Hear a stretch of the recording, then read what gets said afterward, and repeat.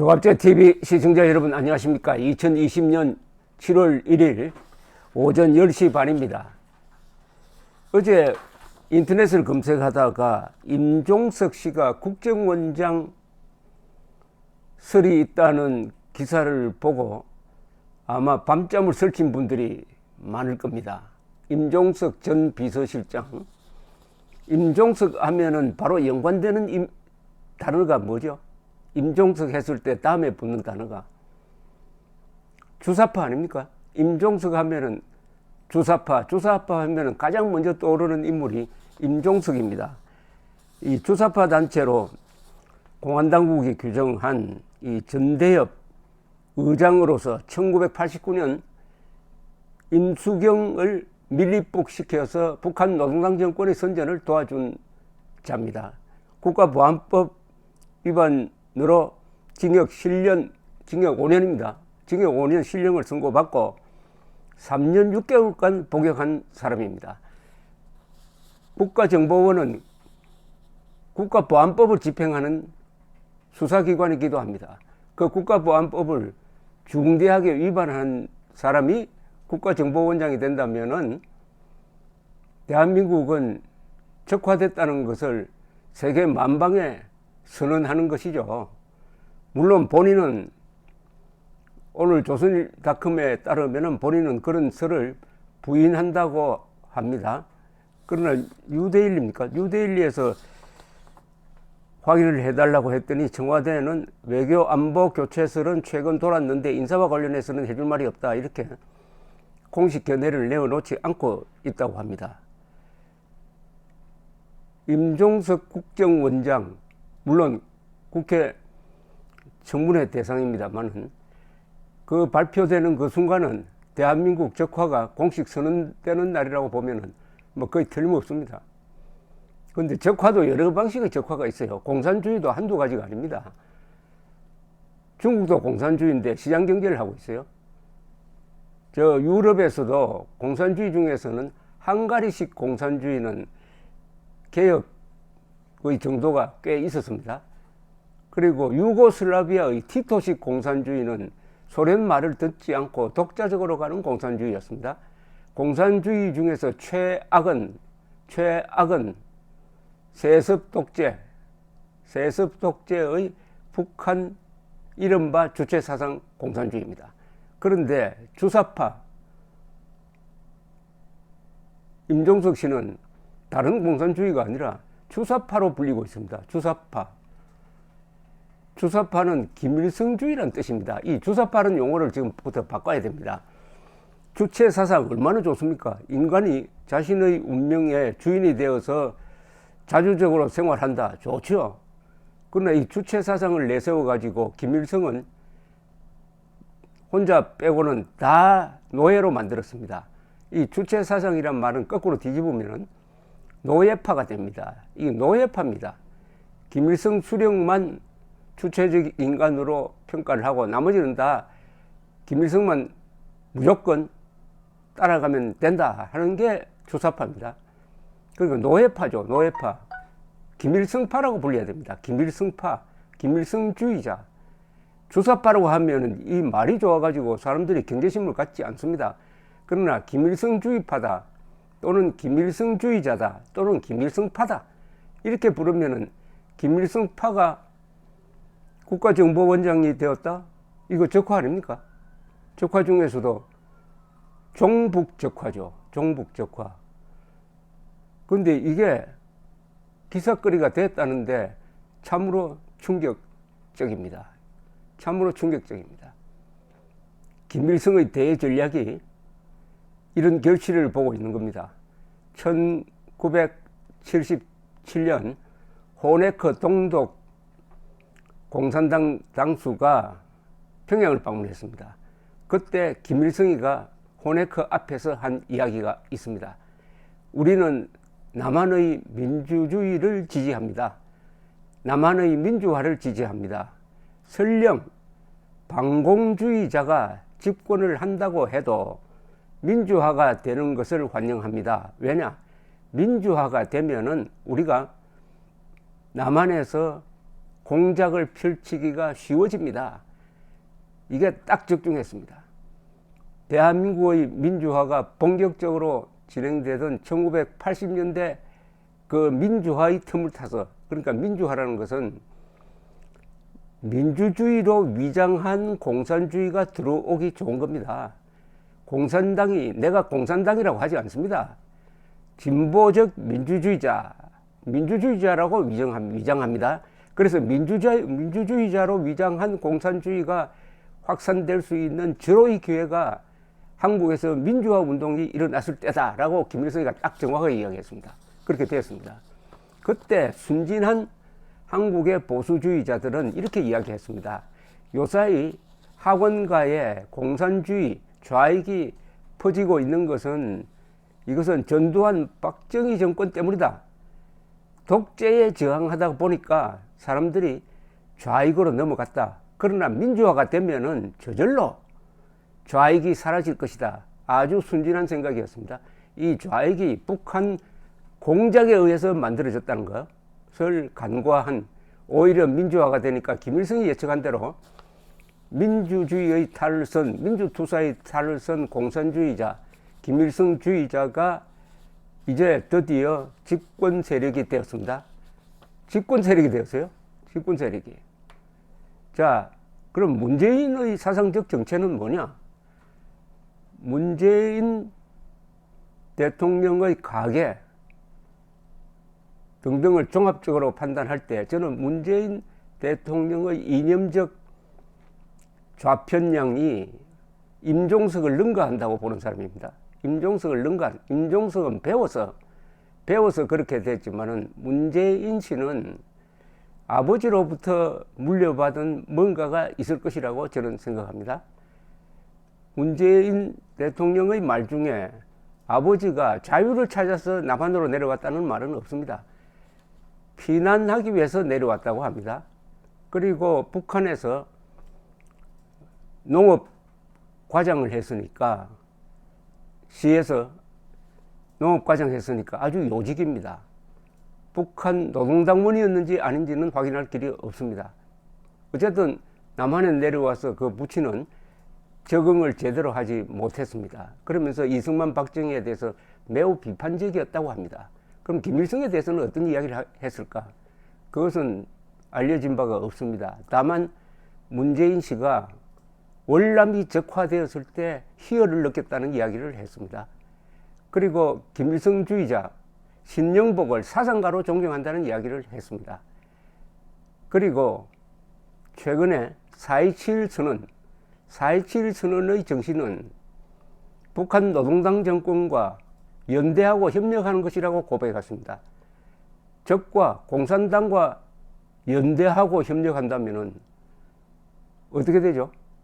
공산당과 연대하고 협력한다면 같은 이념을 가지고 있다고 봐야 되는 것 아니겠습니까? 일본과 연대하고 협력한다고 해야 옳은데 일본은 적으로 돌립니다. 그러면은 문재인 대통령의 생각이 임종석과 얼마나 다르냐?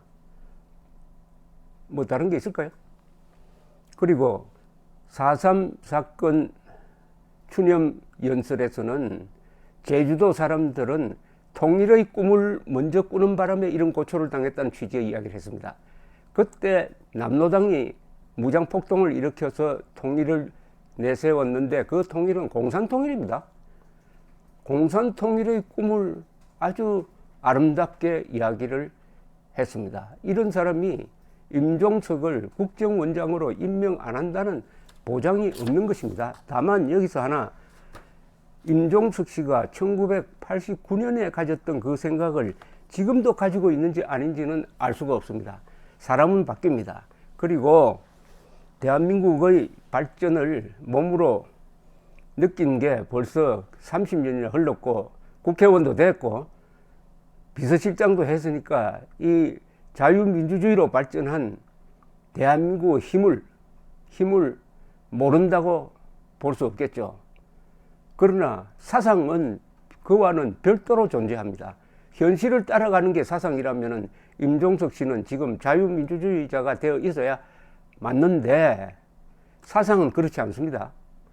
사상은 현실을 따라가지 않습니다. 현실을 따라가는 사람들도 있지만은 이념 무장이 잘 된 사람은 오히려 현실을 자기가 가지고 있는 사상 쪽으로 개조하려고 합니다. 현실을 자기 사상에 맞춰서 개조하려고 하는 자들이 바로 공산주의자고 이른바 주사파, 김일성파고 또 조국과 같은 PD 계열이고 하고 그렇습니다.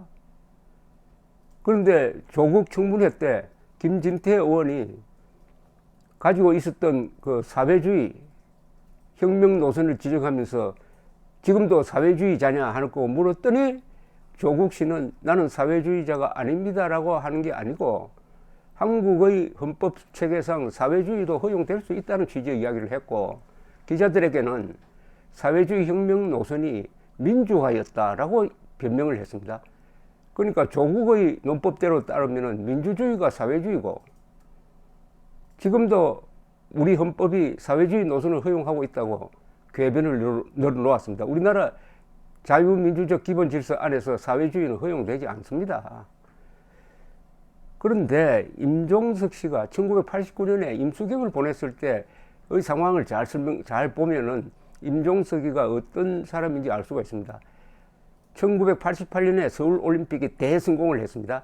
그리고 1989년에 들어오면은 중국의 천안문 사태 그리고 동구권이 막 흔들리기 시작을 합니다. 연말에 가면은 차례로 무너져 버립니다. 마지막에는 차우세스쿠, 루마니아의 차우세스쿠가 결국 민중봉기에 굴복해서 달아나다가 붙잡혀가지고 부부가 다 총살되는 이런 1989년에 북한 노동당 정권이 위기를 느끼고 남한이 서울올림픽에 성공했으니까 우리는 세계 청년축전을 주최한다 해가지고 89년에 평양에서 청년축전이라는 게 열렸습니다. 이거 아무도 안 알아주는 겁니다. 그러나 청년축전을 통해서 우리도 세계적인 행사를 한다 이렇게 좀 포음을 부리려고 하다가 여기에 당시에 50억 달러를 투자를 했습니다. 북한 경제가 망하게 된 계기가 바로 여기서 낭비성 투자를 했죠.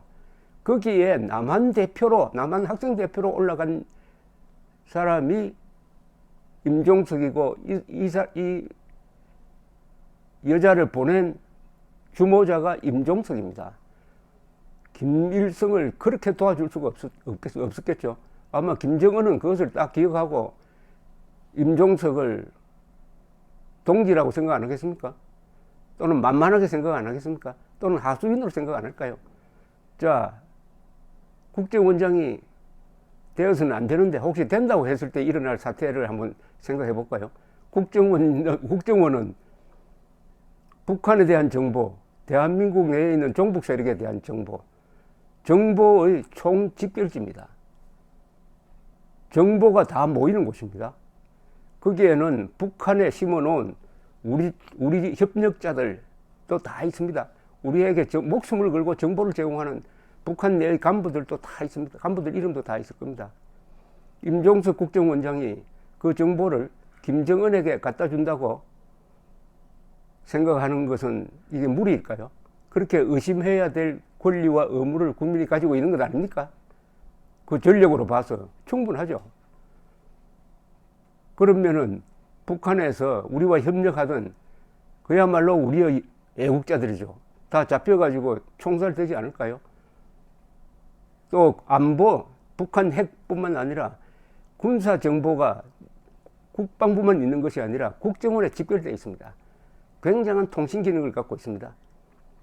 여기 정적에 대한 야당 세력에 대한 정보도 거기 많습니다.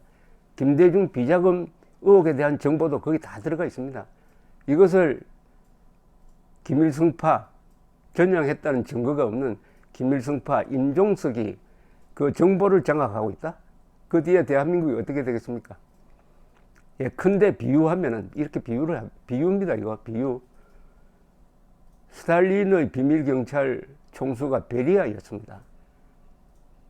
베리아가 미국 CIA 부장 되는 것하고 크게 다릅니까?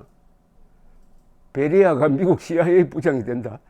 아이젠하워 대통령이 베리아 같은 사람을 골라서 CIA 부장에 임명한다?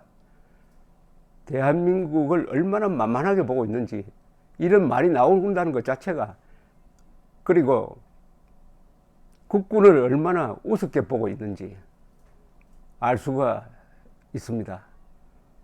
모르죠. 그렇게 우습게 보다가 우습게 당하는 수가 있습니다. 우습게 보다가, 그러니까 이게 좌익이 자충수를 범한다는 게 바로 이런 경우입니다. 오만. 그리고 우리가 하고 있는 것은 역사의 법칙에 따른 것이다 하는 자만 또는 허영심, 몰락의 길로 가는데, 이 경우에는 피를 부르는 인사입니다. 이런 게 바로 내전을 일으키자는 인사가 아니면 이런 인사를 할 수 없죠. 내전적 구도입니다. 내전이라는 것은 간단하지 않습니까? 적편을 드는 사람과 애국하는 사람의 대결이죠. 임종석 씨의 과거 행적을 보면은 대한민국 편이 아니고 김일성 편이다, 적편이다, 공산주의자 편이다 라고 규정하는 것은 거의 어렵지 않을 것이라고 생각합니다. 문제는 말이죠, 임종석 씨가 자신을 반성을 하고 해명할 기회가 있었어요. 그 기회를 주어도 하지 않는 거예요. 그렇다면은 정치에서 통용되는 하나의 원리가 있습니다. 그건 뭐냐면은 반박되지 않는 거짓말은 진실로 통한다. 이 경우에 반박되지 않는, 반박을 해라고, 해명을 하라고 기회를 주었는데도 해명 안 하면은 그것을 인정하는 거죠. 그러니까 국회에서 전희경 전 의원이 질문을 했어요. 2017년 국회 운영위원회 국정감사장인데요. 주사파인지 아닌지를 밝혀달라는 취지의 질문을 했더니 화만 냈습니다. 그러면서 나는 민주투사라고 했어요. 그러니까 사과하지 않았단 말이죠. 사과하지 않는 정도가 아니라 화를 벌컥 냈어요. 그 회의록을 제가 한번 읽어드릴게요. 전희경 의원이 이렇게 질문을 합니다. 주사파 전대협이 장악한 청와대, 과연 그 청와대의 면면과 실력답습니다. 임종석 비서실장님을 비롯해서 신동호, 백원후, 유행렬, 한병도 이런 분들이 생각이 바뀌어서 간혹 한두 분 들어갈 수 있다고 칩시다. 많이 양보해서 그럴 수 있다고 쳐도 청와대 구성이 전반적으로 저렇게 한 축으로 다 기울어져 있으면서 오늘 이 자리에서 말끝마다 트럼프 방한의 중요성 때문에 이런 말씀 운운하시는 것이 저는 얼마나 이율배반적인가 싶습니다.